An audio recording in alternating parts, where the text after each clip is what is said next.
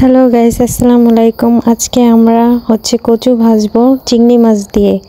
নারকেলি কচু খেতে অনেক মজা, আলুর মতো স্বাদ।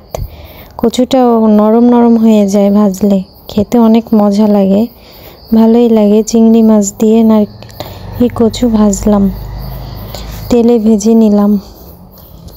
কচুগুলো তেলে ভাজলেই নরম হয়ে যায়, এমনিই খাওয়া যায় মশলা ছাড়া।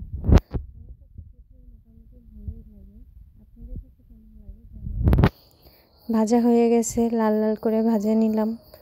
তারপরে চিংড়ি ভেজে নিচ্ছি, ছোট ছোট চিংড়ি, শুধু ঘ্রাণের জন্য, আর কিছু না।